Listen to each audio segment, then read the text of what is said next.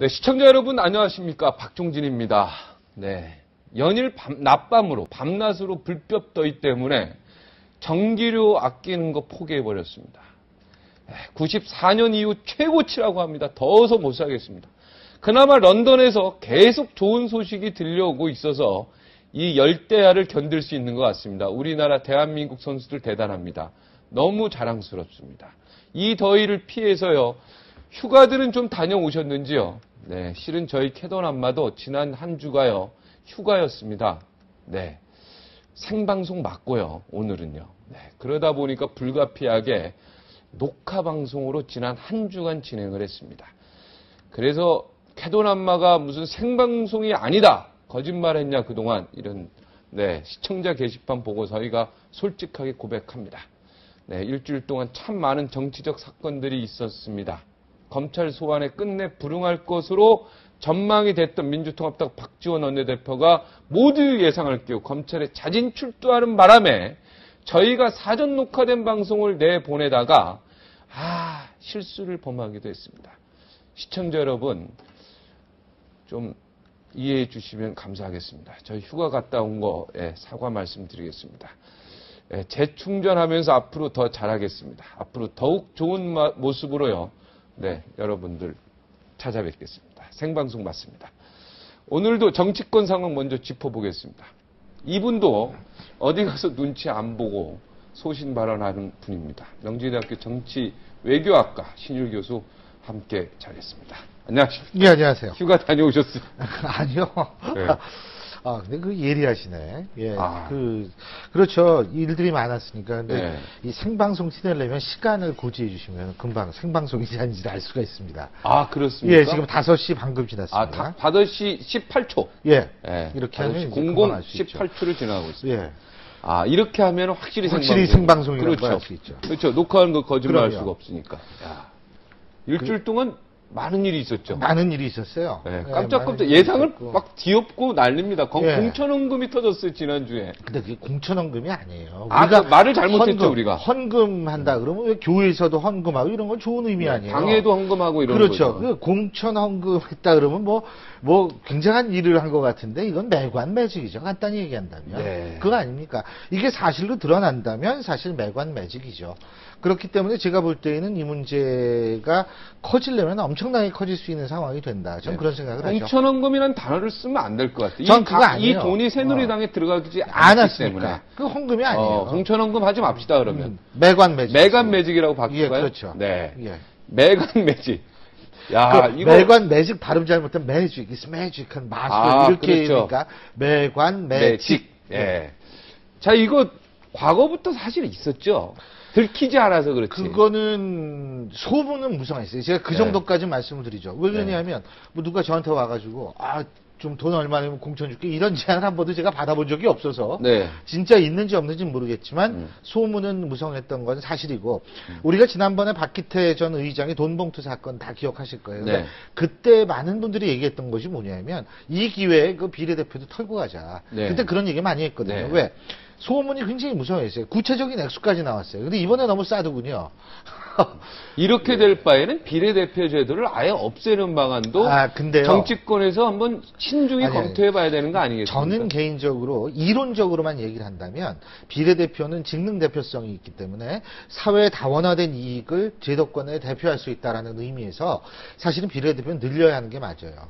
근데 문제는 뭐냐면 이 정당들이 제가 그래가지고 얘기하는 거 아니에요. 이 현영희 의원이라는 분을 저는 모르겠어요. 제가 모르는데 굉장히 뛰어난 능력과 그 분야에서 굉장히 지명도가 높으신지 그건 제가 몰라요. 솔직히. 네, 초등학교 교사 출신으로 뭐 유치원 부산시 교육감 뭐 나갔다가 떨어지시고 떨어지신 뭐 재산도 굉장히 많으시고 네. 근데 뭐 재산 많다고 잘난 건 아니니까. 네. 근데 어쨌든 이 사람이 지역구 공천 냈다가 이걸 비례대표로 바꾼 거로 지금 알고 있거든요. 네, 공천을 못 받았죠. 예. 그러면은 얼마나 훌륭하신 분이길래 대체 그렇게 했는지.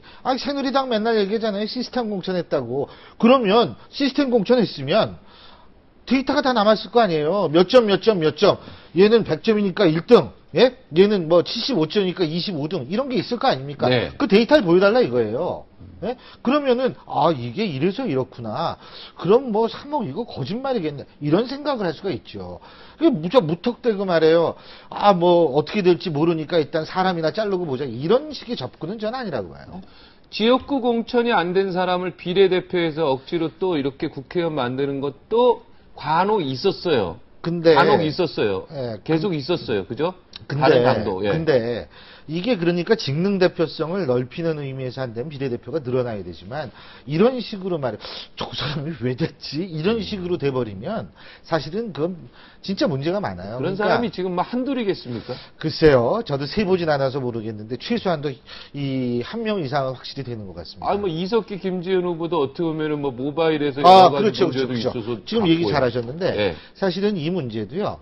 이석기 김지현하고 공통점이 있어요. 뭐냐면 국가관 이런 걸 떠나가지고 지금 국회에서 자격심사하겠다는 이유도 뭡니까? 비례대표 선출 과정에 문제가 있기 때문에 그런 거 아니겠어요? 네. 자, 그렇다면 비례대표 선출 과정에 조작이 있었다 이거예요. 이쪽은 네. 검찰 수사 중입니다. 이쪽도 돈 가지고 매건매직했다 이거예요. 네. 검찰 수사 중입니다. 네. 똑같아요, 사실은. 부정한 방법으로 비례대표를 따냈다는 그러니까 똑같은 혐의를 관점에서 갖고 봐야 있다, 된다. 두 개 다 똑같은 그렇죠. 관점에서. 그렇죠. 검찰도 수사 중이고. 근데 한쪽은 자격심사 들어간다는 거 아니에요. 네. 이쪽도 자격심사 한다고 그래야지, 새누리당이. 그래야지 앞뒤가 말이 많은 거예요. 네. 죄송합니다. 난립니다. 예.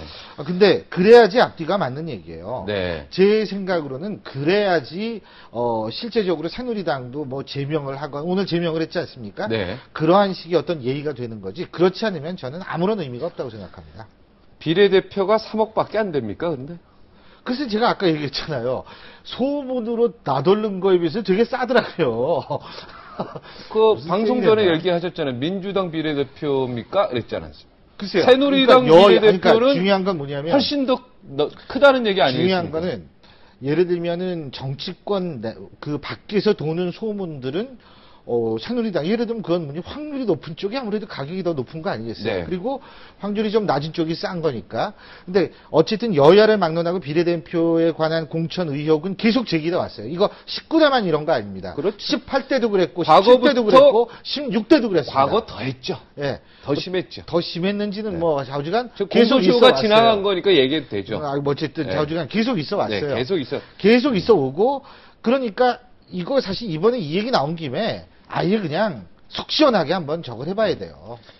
그러니까 어떻게 보면 이렇게 들켜서 나온 거는 본인 이 해당 의원은 딴 사람도 했는데 나만 이러냐 이래가지고 재수 없이 재수없다 걸렸다라고 이렇게 얘기할 생각할 수 수도 있죠. 네, 그렇게 가장 중요한 거는 근데 저는 항상 주장하는 게 이거예요. 이 비례대표 의원들의 명예를 위해서라도 아니 전부 돈 주고 했겠습니까? 그렇지 않겠지. 그건 아니죠. 그러니까 일부 그렇죠. 예. 일부 그렇다면은 그렇지 않은 의원들이 솔선수범해서 나가야 돼요. 네. 이건 동료의식이고 덮어둘 문제가 아닙니다. 그러니까 솔선수범해서 이건 진짜 깔 때까지 까야지 본인들의 명예를 지키는 거예요. 창피하죠. 예. 본인들의 명예를 지키는 거라고. 그렇기 때문에 이 문제는 철저히 제가 볼 땐 오히려 비례대표 의원들이 나서야 된다고 생각하거든요. 네. 예? 그리고 사실 박근혜 후보도 올바른 처신은 아니죠, 사실. 어떻게 처신했길래 아니, 올바른. 그러니까 예를 처신이 들면 아니- 네. 왜 황우여 대표를 사퇴시켜요? 난 되게 황당해요. 황우여 대표 뭐 했습니까, 그때? 원내대표 있었다고? 네. 원내대표가 공천 과정에 무슨 일을 해요? 공천 과정에 책임이 있다. 예를 들면 공천 과정에 문제가 있다. 책임질 사람. 제일 먼저 누가 져야 돼요? 공천심사위원장. 저는 아닌가요? 당대표라고 생각합니다. 그 당시 당대표. 두 번째는, 그렇죠. 두 번째 누구죠? 누가 해야 그때, 되느냐? 그때 당대표가? 박근혜 전 위원장이죠. 비대위원 시절에 했잖아요. 공천을. 당대표가 그렇죠. 없었죠. 예. 그러니까 박근혜 위원장이란 말이에요. 두 번째 책임질 사람이 누구예요? 그건 당연히 권영세 당시 사무총장입니다. 이 두 사람이 일단 책임을 져야 되는 거예요. 그러고 나가지고 뭐 공천심사위원장 그 외부 인사들이야. 사실은 물론 본인이 사과도 하고 다 제 잘못이다 뒤집어 쓰고 있지만 사실은 많은 사람들의 기억 속에 민주당 공천심사위원장이 그때 누구였지? 기억도 안 나요. 새누리당 누구였지? 기억도 안 난다고. 네. 그건 왜 그러냐 하면 그분들이 물론 객관적인 심사를 하려고 노력을 했다라는 사실 자체는 저는 의심하지 않지만 사실은 얼만큼 실권을 갖고 있었는가에 대해서는 여러 가지 말들이 나올 소지가 많다는 거죠. 그러니까 진짜 책임을 지려면 박근혜 위원장이 지든지 권영세 전 사무총장이 지든지 예를 들면 이러면 말이 돼요. 근데 정작 자기도 공천 못 받을까봐 아등바등했던 황우여 당시 원내대표, 지금 대표라고 당신 책임지셔?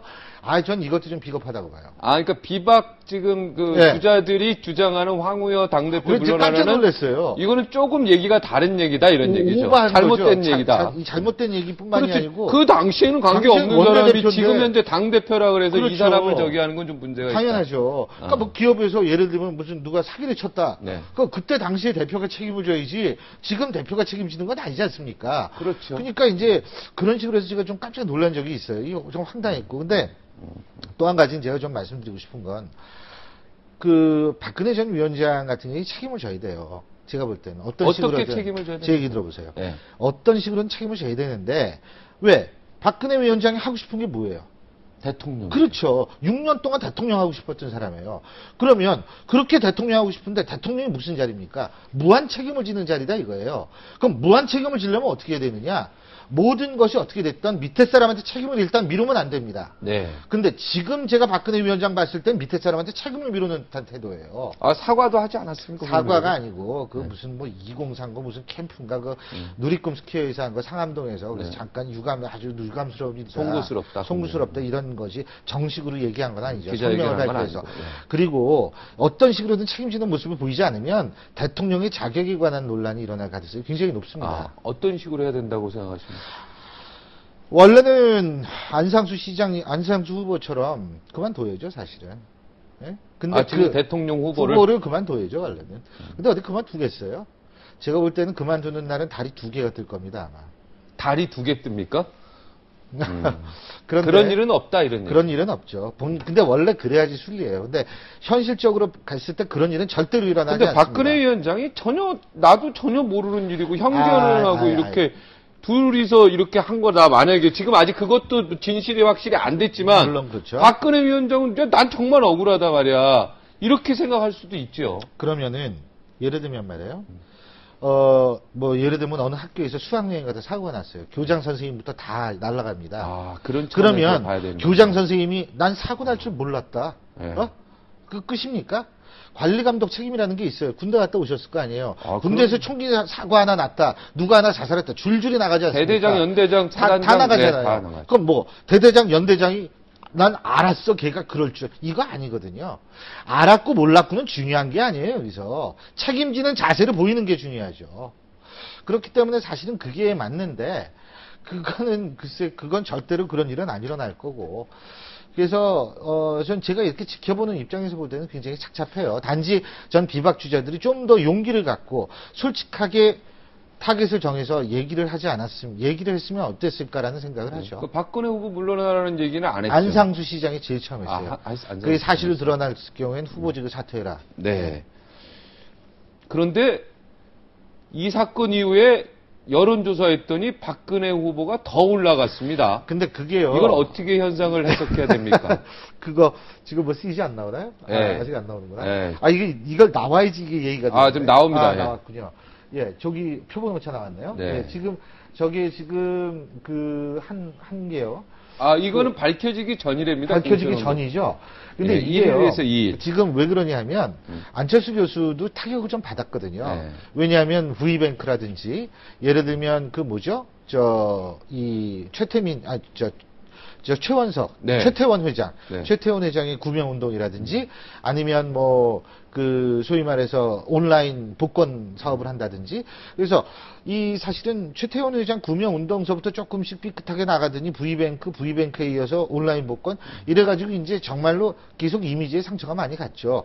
그렇게 되니까 실제로 박근혜 위원장이 올라갔다기보다는 안철수 교수가 떨어진 것이다라고 보는 것이 전 맞다라고 생각하고요. 박근혜 후보는 그대로 있는 거고. 원래 박근혜 후보는요, 네. 이게 지지율 움직이기 쉽지가 않은 사람이에요. 고정 지지층이 엄청나게 충성도가 강합니다. 네. 그러니까 지금 같은 상황에서는 제가 볼 때는 그렇다고 보고요. 네. 그리고 사실은 지금 상황에서 일각에서는 안철수 교수가 제일 득을 본다라고 얘기를 하는데 저는 사실 아니라고 봐요. 뭐냐면 안철수 교수도 어떻게 될지 몰라요. 왜냐하면 새누리당이 어떤 식으로 나올지 모르거든요. 왜냐하면 문제는 문제로 덮는 게 제일 좋거든요. 네. 왜 연애할 때도 여자랑 헤어지면 딴 여자 사귀는 게 제일 그 여자에 있는 게 빠른 방법이다 이런 얘기가 있잖아요. 아, 그렇습니까? 아, 순진해서 모르시는구나. 아, 예. 좀, 그렇습니다. 그 아, 까진 그렇습니까? 세계들은. 예, 아, 근데 많이 이제- 해보셨군요. 아, 예. 전 그렇진 않습니다만. 근데 이것도 그래요. 문제는 문제를 이렇게 덮어야 되는 건데. 네. 그 문제를 덮을 수 있는 유일한 게 안철수 교수의 그 이외의 후속타들이라고 저는 생각을 하거든요. 네. 그러니까 안철수 교수가 지금 아유 내 검증이 이제 잠깐 멈춰가지고 안심이다라고 생각하면 그건 큰 오해예요. 그래서 그냥 안철수 교수도 절대로 이 사건에 대해서 득을 볼 거라고 생각하지는 않습니다. 아, 그렇습니까? 네. 다 정치권이 다 거기서 거기 그거 머리 돌리는 게 그렇게 뻔하죠. 국민들이 또 생각할 정치에 대한 불신도가 전체적으로 더 높아졌죠. 이번 일로 인해. 그거는 사실일 거예요. 근데 저는 뭐 이번 일로 해서만 그렇겠습니까? 박지원 원내대표 문제도 있었고 정두원 의원 문제도 있었고 계속해서 국민들에게 그냥 실망을 이만큼씩 선사해주고 있는 거죠. 박지원 예. 원내대표는 이제 신문에 거의 안 나던데 이제 예. 언론에서 다 사라졌습니다. 근데 제가 볼 때는요, 일단 박지원 원내대표의 문제가 어떻게 되느냐 하는 것은 지금 부산지검에서 수사하고 있는 지금 이 매관 매직한 문제, 이 문제가 어떤 결론이 나느냐하고 밀접한 관계가 있습니다. 그리고 한 가지- 어떻게 관련이 있습니까? 만일 이것도 어떻게 우리가 수사 열심히 했는데 아무것도 밝혀진 게 없다라는 식으로 나오잖아요? 그러면 제가 볼 때는 못하죠. 네. 뭐 딴 거 사람 어떤 얘기를 해도 검찰 그래 그러니까 이러고 넘어갈 거예요. 가장 중요한 것은 선관위도 검찰의 그거에 따라서 선관위도 완전히 이 물먹을 수 있어요. 이게 선관위가 고소고발한 거 아닙니까? 그렇죠. 180페이지의 분량의 그 고소장 그건 진짜 고소장이 아니라 기소장이죠 사실은. 야, 그래도 선관위가 참 중립적인 역할을 했어요. 아니 왜 그러냐면 당의 선관위 영향을 원래 받지 그래야죠. 않았어요. 그래야죠. 네, 선관위는 아주 중립적으로. 헌법적 독립기관이기 때문에 당연히 네. 그래야 되는데 전 뭐 선관위의 독립성이 점점 나아지고 있다라고 믿고 싶은 저도, 사람이니까요. 네, 선관위의 독립성에 박수를 보내고 싶습니다. 그럼요. 근데 그렇게 했는데 검찰이 보니까 아무것도 없던데 이런 식으로는 못 나오겠죠. 그럼 선관위가 180페이지 뭘 쓴 겁니까? 그림만 그렸나? 배트맨도 그리고 조커도 그리고 뭐 이랬나요? 그건 아니지 않습니까? 180페이지. 네. 책 한 권이네요. 그럼요. 그거 엄청나죠. 그래서 검찰이 제가 볼 때에는 어떻게 수사 결론을 내리느냐에 따라서 자신들이 중립성을 국민들로부터 인정을 받으면 그때는 뭐 박지원 원내대표 아니라 누구를 문제를 해도 사람들이 진짜 신뢰가 저런가라고 있죠. 생각을 하는데 그렇지 않으면 그 말을 어떻게 합니까? 이렇게 된다고요. 네. 이번에 그러니까 검찰이 다시 신뢰를 회복할 수 있는 또 한 번의 기회가 되겠습니다. 기회가 많았죠. 한 번도 살리지 못해서 그랬죠. 아, 그렇습니다. 예. 기회는 계속 오죠. 기회 항상 오죠. 정치권이 계속 지고 계시는데. 아, 그렇습니까? 우리나라 정치권이 존재하는 한 네. 기회는 그냥 막 양산 체제로 들어갈 수도 있습니다. 아, 참. 후폭풍이라 그럴까요? 폭풍이요? 이거 이렇게 되면은 만약에 사실로 밝혀진다. 네. 그러면은 박근혜 후보에게 아무래도, 물론 경선에서야 박근혜 후보가 1등으로. 그 당연하죠, 그거야. 그건 뭐 상관없이 되겠지만. 지금도 99.8% 친박당인데요. 네. 그렇습니까? 아. 네. 지금 그 다음 내가 하여튼, 그러면 이제 본선에서. 예. 이쪽 상대방이 문재인 후보가 되든, 김두관 후보가 되든, 안철수 후보가 되든. 이렇게 되면 아무래도 이게 사실로 밝혀지고, 검찰이 사실이다 이렇게 나오고, 만약에 이렇게 되면, 아무래도 영향을 받겠죠. 영향을 받죠. 그리고 지금 민주당 대선 주자들은 굉장히 속으로 좋아할 겁니다. 네. 문재인 후보라든지 손학규 후보, 김동완 후보는 진짜 이게 사람이 대선 후보 활동하다 보면 이런 날도 오는구나. 이런 생각을 할 거라고요. 새누리당이 다 이렇게 지금 완전히 찌그러지는 상태가 된 거 아니겠어요? 안철수 교수도 지금 사실은 굉장히 그 검증 때문에 지지율 상승이 멈췄죠? 그러면 문제 뭐냐면, 이제 기회다. 근데 그게 기회가 아니에요. 왜 그러냐면, 그게 기회가 되기 위해선 그쪽에서 이 날아간 표들이 자기네한테 다시 날아와야 되는데, 그러기 위해선 중도적인 입장을 잘 취해야 되는데, 그게 잘 될 것인가, 그걸 어떻게 할 것인가 고민을 해야죠. 네. 이번 일도 보면은 수행비서 운전기사분인가? 수행비서 그분이 터뜨린 거죠. 그렇죠. 원래 보좌관 작직 원래 약속, 안주. 4급 안 주신다. 4급 안, 그게 보좌관이죠. 그렇죠. 예. 그동안 운전기사나 수행비서가 이렇게 폭로한 경우가 많죠. 이 사건 많죠. 말고도. 그게 왜 그러냐면 사실은 운전기사, 저도 물론 운전기사가 없어가지고. 하이시티 문제도 그랬고. 그렇죠. 네. 운전기사에 사실 있으면 24시간은 아니지만 밖에 생활하는 동안 밀착해서 돌아다니는 거 아니겠어요? 그러니까 모든 걸 다 알고 있죠. 근데 이분이 무서운 게 그 일지를 적어놨다는 거 아니에요. 와, 네? 대단합니다. 뭐 4시 5분 뭐 코리아나 호텔 와 야. 겁나더라고요. 네. 그냥 국회의원이 그냥 운전을 직접 하면 이런 일 안 제가 그래서 얘기하는 네. 게 뭐냐면 운전기사를 왜 세금 가지고 주느냐. 네. 제가 항상 얘기하는 거예요. 네. 그러니까 뭐 차 안 타고 그냥 지하철 타고 다니면은 일반 서민하고도 더 잘 알 수 있고 얼마나 좋아요. 네.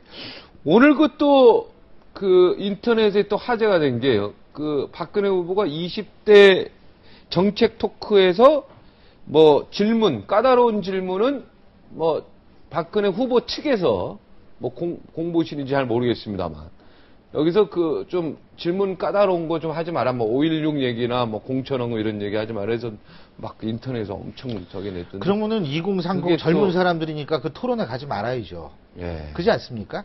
그렇게 찻대고 포대고 하는 토론에 우리 젊으니까 젊은 경기에 맞지 않다. 가지 말아야죠.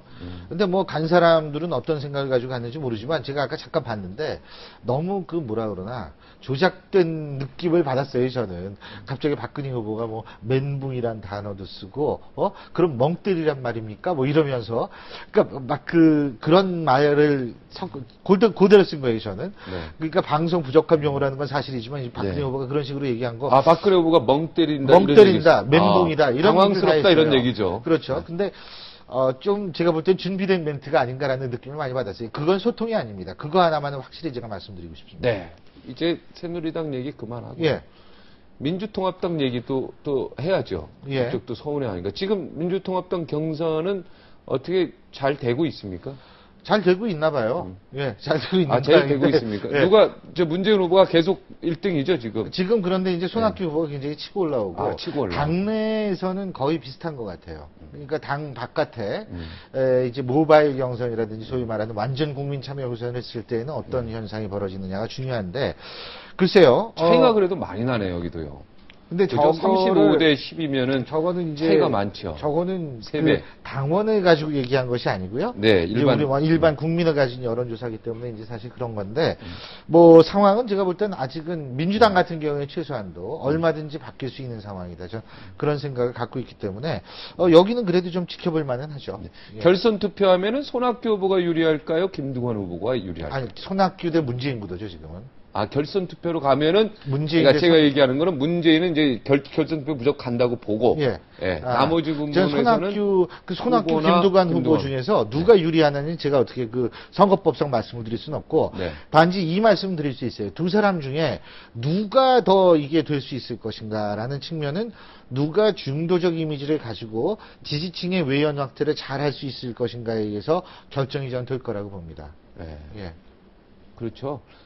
그 과거에도 김대중 전 대통령이나 대통령 될 때 보면은 중도를 어떻게 이끌어 가느냐. 그럼요. 그게 여기에 김종필 전 총재가 그 역할을 맡아준 겁니다. DJP 연합이라는 건. 그리고 노무현 때도 부산에서 나왔으니까 영남 사람 다 찍고 호남에 받쳐주고 이게 아니고 정몽준 당시 후보라는 사람을 통해서 중도층을 끌어온 거거든요.